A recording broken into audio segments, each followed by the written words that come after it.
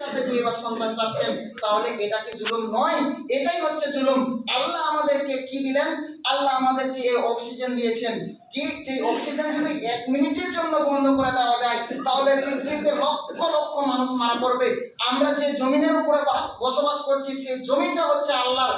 যে আমরা খাওয়াটা খাচ্ছি আল্লাহর দেওয়া রিজিক, তাহলে আমরা আল্লাহর খাইলাম, আল্লাহর জমিনে বসবাস করলাম, আল্লাহর অক্সিজেন আমরা ব্যবহার করলাম, এত দামি দামি জিনিস আমরা ব্যবহার করলাম। তো এবার আল্লাহর যদি আমরা ইবাদত না করি, আল্লাহ আমাদেরকে এতগুলো নিয়ামত কেন দিয়েছে? আল্লাহর ইবাদত করার জন্য। আল্লাহ কি সৃষ্টি করে ছেড়ে দিয়েছে? জি না। যা যা আমাদের প্রয়োজন আমাদের জীবনে দিয়েছে।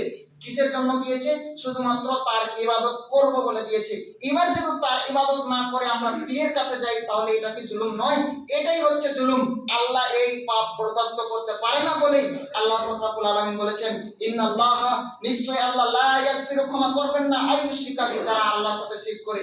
আল্লাহ এত বড় পাপ, এটা বরদাস্ত করতে পারে না বলে আল্লাহ রাব্বুল আলামিন বলছে যে শিরকের পাপ আল্লাহ রাব্বুল আলামিন ক্ষমা করেন না। তাহলে আপনি আমি যদি শিরক করি, তাহলে আল্লাহ পাক রব্বুল আলামিন ক্ষমা করবেন না। তাহলে এটা সবথেকে বরদাস্ত না করার মতো পাপ। আল্লাহর কাছে সবথেকে বড় পাপ হচ্ছে কি? শিরক। এটা আল্লাহ পাক রব্বুল আলামিন কখনো ক্ষমা করবে না। আল্লাহ পাক রব্বুল আলামিন তারপরে বলছেন, ওয়া ইয়াগফিরু মা দুনা যালিকা লিমান ইয়াশা। হ্যাঁ, তিনি ক্ষমা করে দিতে পারেন অন্য কোনো পাপীকে। কথা বুঝে আসেনি? দেখেন, মনে করেন মিথ্যা কথা বলা একটা কি বলেন তো? মিথ্যা কথা বলা একটা পাপ। তাহলে মিথ্যা কথা যদি আমি আপনি বলি, তাহলে মনে করেন আমি এখানে জুমার খুতবা দেওয়ার আগে যখন আসি, তখন একটা হয়তো মিথ্যা কথা বলেছি, তাহলে এটা আমি পাপ করেছি। এবার এখানে খুতবা দিলাম, নামাজ পড়লাম, এই একটা ভালো কাজের উসিলায় আল্লাহ পাক রব্বুল আলামিন হয়তো চাইলে আমার এই মিথ্যার পাপটাকে ক্ষমা করে দিতে পারে। কিন্তু আপনি যদি এই নামাজ পড়ার পূর্বে শিরক করেছেন, তাহলে এই শিরকের পাপ আল্লাহ কি ক্ষমা করবে না? একদম কিয়ামত পর্যন্ত ক্ষমা করবে না আপনি যদি ক্ষমা না চান। তাহলে এই আয়াত দ্বারা এটাই বোঝাতে চাচ্ছে যে আল্লাহ পাক রব্বুল আলামিন শিরকের পাপকে ক্ষমা করবে না যতক্ষণ পর্যন্ত আপনি ক্ষমা না চাইবেন। কিন্তু অন্যান্য কোনো যদি পাপ করেন, তাহলে আল্লাহ চাইলে ক্ষমা করে দিতে পারে। সম্মানিত উপস্থিতি, তাহলে এটা এমন একটা পাপ যে আল্লাহ পাক রব্বুল আলামিনের কাছে সব থেকে বড় অপরাধ। এই পাপটা আমরা অনেক মানুষে করি, আমাদের সমাজের মধ্যে রয়েছে, অনেক মানুষে করি। দেখেন, আপনাকে একটু দেখাই। আল্লাহ পাক রব্বুল আলামিন যে রাসূল, তিনি বলছেন যে আল্লাহ তামিমান ফাকাত আশরাকা, কেউ যদি তাবিজ মাদুলি এসব ব্যবহার করে তাহলে সে শিরক করলো। আল্লাহ রাসূল বলছে যে কেউ যদি তাবিজ মাদুলি বালা এসব ব্যবহার করে, তাহলে কে কি করলো? সে শিরক করলো। তাহলে বলেন তো আমাদের সমাজের মধ্যে এসব ব্যবহার আছে কিনা? এটা হচ্ছে সব থেকে আসমানের নিচে জমিনের উপরে সব থেকে বড় পাপ। এটাকে কি আমরা অপরাধ মনে করেছি? বলেন, কেউ অপরাধ মনে করি না। অনেকজনকার কিছু একটু হলো আমরা তাবিজ ব্যবহার করি। সম্মানিত উপস্থিতি, এই তাবিজ ব্যবহার করা শিরক, মানে আল্লাহকে অপমান করা। সব থেকে বড়, আমরা পৃথিবীতে যেটা সব থেকে বড় পাপ, সেই পাপটা আমরা করছি, কিন্তু আমাদের গায়ে কিছু লাগে না। দেখেন, এবার শিরক যে এমন একটা পাপ, এই শিরক করার কারণে আল্লাহ মরার পরে কি শাস্তি দিবে এটা আলাদা বিষয়। কিন্তু শিরকের একটা নিজস্ব ক্ষমতা রয়েছে। পৃথিবীতে এমন দুটি পাপ রয়েছে, যে দুটো পাপের নিজস্ব ক্ষমতা রয়েছে, তার নিজের ক্ষমতা রয়েছে। তার মধ্যে একটা হচ্ছে শিরক, আর একটা হচ্ছে বিদআত। শিরকের নিজস্ব পাপ, এই ক্ষমতা কি? শিরকের নিজস্ব ক্ষমতা হচ্ছে যে আপনার পূর্বের ইবাদত নষ্ট করে দিবে, আর বিদআতের নিজস্ব ক্ষমতা হচ্ছে সামনের ইবাদত কবুল হতে দিবে না। দেখেন, আপনাকে আমি বলি, আল্লাহ পাক রব্বুল আলামিন বলছেন, ওয়ালাউ আশরাকু লাহাবিতা আনহুম মা কানু ইয়ামালুন। কোন ব্যক্তি যদি শিরক করে, তাহলে তার পূর্বের সমস্ত আমল নষ্ট হয়ে যায়। কেমন পূর্বের আমল? আপনাকে একটু দেখাই।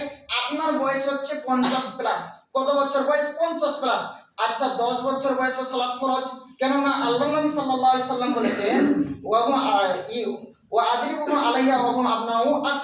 যখন আপনার সন্তানের 10 বছর বয়স, তখন পিটিয়ে সালাত আদায় করা। পিটিয়ে সালাত আদায় করাতে হবে, কেননা তখন সালাতটা অপরিহার্য, পড়তেই হবে।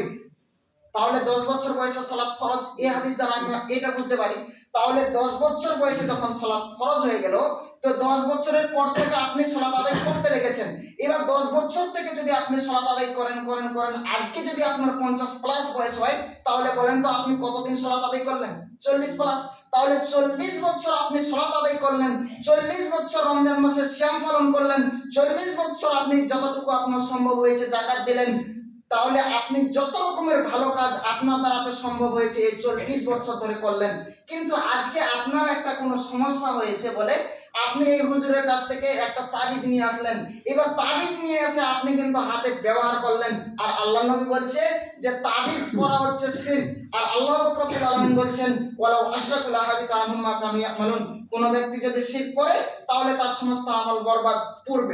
পূর্বের সমস্ত আমল কি বরবাদ? তাহলে আপনি যে 40 বছর ধরে আল্লাহর ইবাদত করলেন আর আজকে কোনো একটা সমস্যার কারণে হাতে তাবিজ ব্যবহার করলেন, তাহলে এই 40 বছরের ইবাদত কি হয়ে গেল? কেটে গেল, লাল কালি।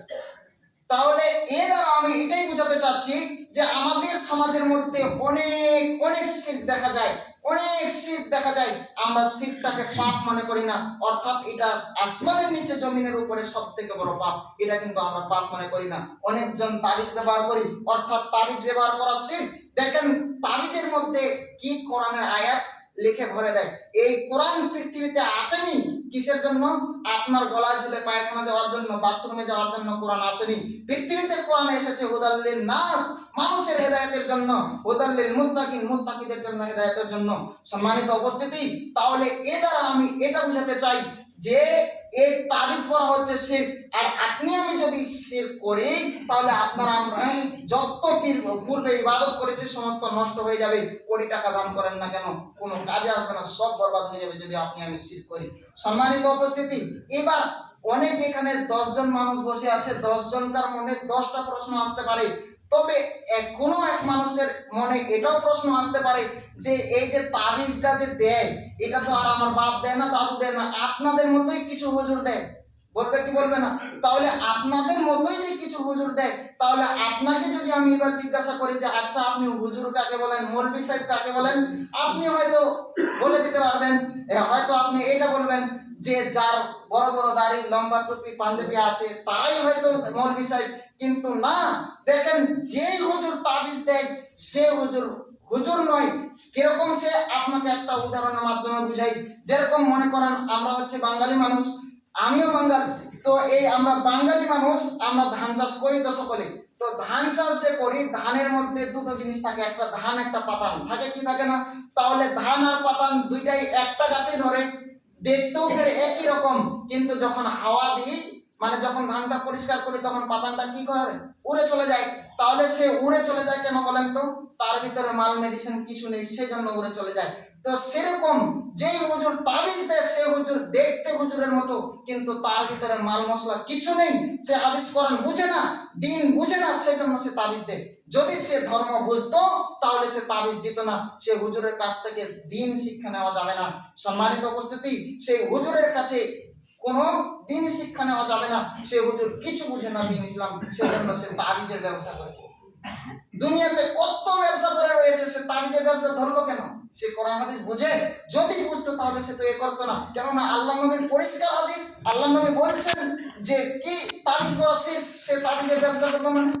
দেখেন আল্লাহ নবী আরো বলছেন যে ইন্নার রূপা, নিশ্চয়ই ঝাড়ফুঁক করা, ওয়া তামাইমু, এবং তাবিজ পরা, ওয়া তেওয়ালাতু শিরকুন, এবং কি যে ভালোবাসা সৃষ্টির জন্য যে কৌশল অবলম্বন করা, এগুলো হচ্ছে শিরক। এখানে 3টা বিষয় বললো। একটা কি বললো? যে ঝাড়ফুঁক করা। তো ঝাড়ফুঁক করা কি, সব ঝাড়ফুঁক করা কি শিরক? এই যে আমাদের মধ্যে কিছু পীর সাহেব রয়েছে, এরকম হুজুর রয়েছে 3 নাম্বার বাটোয়ার হুজুর, যে মন্ত্র পড়ে ঝাড়ফুঁক করে, সেই সব ঝাড়ফুঁক হচ্ছে শিরক। যদি কোরআন হাদিসের মধ্যে যেসব দোয়া রয়েছে এসব দোয়া পড়ে যদি ফু দেয় তাহলে কি হবে বলেন তো? তাহলে শিরক হবে না। কিন্তু এই যে মন্ত্র পড়ে যা তা আলবল বলে যে ঝাড়ফুঁক যদি দেয় তাহলে সেই ঝাড়ফুঁক করা কি বলেন তো? শিরক, যেটা রাসূলের হাদিস দ্বারা প্রমাণিত। তারপর বললো ওয়াত্তামাইমু, এবং তাবিজ পরা শিরক। এই হাদিস দ্বারা প্রমাণিত যে তাবিজ পরা শিরক। আর 3য় নাম্বার ভালোবাসা সৃষ্টি করার জন্য কৌশল অবলম্বন করা। আমাদের মধ্যে অনেক সিস্টেম আছে না, যে কাউকে গাছ কিনে দিল যে ওর বেটিকে জন্য বিয়ে করে, এরকম যে এই সব যে করে, তো এই সব কৌশল অবলম্বন করা কি বলেন তো? শিরক, যেটা রাসূলের হাদিস দ্বারা বোঝা যায়। সম্মানিত উপস্থিতি, তাহলে এই শিরক থেকে আমাদের বাঁচতে হবে। আমাদের মধ্যে লক্ষ লক্ষ শিরক রয়েছে, যেসব আমি এখানে 3টা বললাম, এই 3টাই আমাদের সমাজের মধ্যে প্রচলিত। সম্মানিত উপস্থিতি, দেখেন এই শিরক থেকে আমাদের বাঁচতে হবে। আমাদের মধ্যে যদি শিরক না থাকে তাহলে আমরা কি করব বলেন তো? আমরা জান্নাতে অবশ্যই যাব। দেখেন রাসূল সাল্লাল্লাহু আলাইহি সাল্লামের হাদিস আপনাকে দেখাই, জাবের রাদিয়াল্লাহু আনহু থেকে বর্ণিত, তিনি বলছেন যে রাসূল সাল্লাল্লাহু আলাইহি সাল্লাম বলেছেন, মান মাতা ইউশরিকু বিল্লাহি শাইয়া দাখালাল জান্নাহ দাখালান নার। কেউ যদি বিন্দু মাত্র শিরক করে, চুল বরাবর যদি আল্লাহর সাথে শিরক করে, তাহলে সে ব্যক্তি আল্লাহর জান্নাতে প্রবেশ করবে না। কথা প্রবেশ করবে না জান্নাতে। আপনি যদি চুল বরাবর বিন্দু পরিমাণও যদি আল্লাহর সাথে শিরক করেন, তাহলে আপনার আমার জান্নাতের মধ্যে জায়গা নেই। আপনি আমি যদি এই আসমান থেকে জমিনের মধ্যে এই যে ফাঁকাটা রয়েছে, এই ফাঁকা পরিপূর্ণ যদি আপনি আমি পাপ করি, যদি এর মধ্যে এই পাপের মধ্যে শিরক না থাকে, আল্লাহ যদি চায় এই সমস্ত পাপ ক্ষমা করে দিয়ে জান্নাতে দেবে। কিন্তু আপনার মধ্যে যদি চুল বরাবর শুধু একটা শিরক থাকে আর কোনো পাপ নেই, তবুও জান্নাতে দিবে না। তাহলে বলেন তো এই শিরকটা কত বড় পাপ? আসমান জমিনের মধ্যে যত ফাঁকা রয়েছে ভরপুর যদি আপনি পাপ করেন, যদি শিরক না থাকে, আল্লাহ চাইলে আপনার সমস্ত পাপ ক্ষমা করে দিয়ে জান্নাতে দিবে। কিন্তু যদি চুল বরাবর আপনার একটা শিরক থাকে, তাহলে আল্লাহ কি দিবে না বলেন তো? ক্ষমা করো। আল্লাহ পাক রব্বুল আলামিন আপনাকে জান্নাত দিবে না, আপনাকে আমাকে জান্নাত দিবে না। তারপর বলছেন যে ওয়ামান মাতা লা ইউশরিকু বিল্লাহি শাইয়া দাখালাল জান্নাহ। আর কেউ যদি আল্লাহর সাথে বিন্দু পরিমাণ শিরক না করে, তাহলে সে ব্যক্তি জান্নাতে যাবে। সম্মানিত উপস্থিতি, তাহলে এই হাদিস দ্বারা বোঝা যায় যে আপনি আমি যদি বিন্দু পরিমাণ চুল পরিমাণ যদি শিরক করি, তাহলে কি হবে? আমরা জান্নাতে যেতে পারবো না। আর যদি বিন্দু পরিমাণ শিরক না করি, তাহলে আমাদের ঠিকানা জান্নাত, যেটা রাসূল সাল্লাল্লাহু আলাইহি সাল্লামের হাদিস দ্বারা প্রমাণিত। সম্মানিত উপস্থিতি, দেখেন সময় হয়ে গেছে, সর্বশেষে একটা ছোট্ট হাদিস বলে আমি শেষ করব। সেটা হচ্ছে ক্বালাত হাফসা রাদিয়াল্লাহু আনহা থেকে বর্ণিত, তিনি বলেছেন আলী নবী সাল্লাল্লাহু আলাইহি সাল্লাম, নবী সাল্লাল্লাহু আলাইহি সাল্লাম বলেছেন, কি বলেছেন?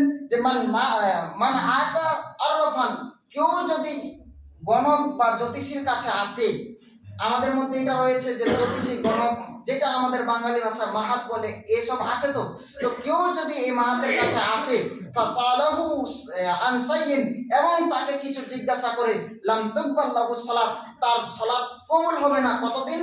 40 লাইলাতান, 40 দিন তার সালাত কবুল হবে না। তাহলে আপনি আমি যদি এই মাহাতের কাছে যাই, জ্যোতিষীর কাছে যাই, আর গিয়ে তাকে যদি কিছু জিজ্ঞাসা করি, তাহলে আল্লাহ পাক রব্বুল আলামিন এর রাসূল বলছেন তার 40 দিন সালাত গ্রহণযোগ্য হবে না। সম্মানিত উপস্থিতি, তাহলে এই হাদিস দ্বারা বোঝা যায় আপনি আমি যদি জ্যোতিষীর কাছে যাই, আপনি আমি যদি এই গণকের কাছে যাই, গিয়ে যদি আমরা কিছু জিজ্ঞাসা করি, হাত দেখিয়ে যদি বলি আমার ভাগ্য দেখে দাও, যে আমার ভাগ্যতে কি আছে, আমরা যদি বলে হাত দেখিয়ে যদি বলতে বলি যে আমার টাকা হারিয়ে গেছে, কে নিয়েছে বলো, এই জ্যোতিষীর কাছে গিয়ে যদি আমরা এইসব জিজ্ঞাসা করি, তাহলে রাসূলের হাদিস দ্বারা যেটা প্রমাণিত সেটা হচ্ছে শিরক। আর শিরক যদি আপনি আমি করি, তাহলে আপনারা আমার ঠিকানা কথা বলেন তো? জাহান্নামে। আল্লাহ পাক রব্বুল আলামিন বলছেন যে ফাকাত হারামাল্লাহু আলাইহিল জান্নাহ, সে চিরস্থায়ীর জন্য জাহান্নামে চলে যাবে। তার ঠিকানাই হচ্ছে জাহান্নাম, যে আল্লাহর সাথে শিরক করবে। সম্মানিত উপস্থিতি, তো সময় শেষ হয়ে গেছে, এখান থেকে আমার বক্তব্য শেষ করছি। তবে সর্বশেষে আল্লাহর কাছে দোয়া করব,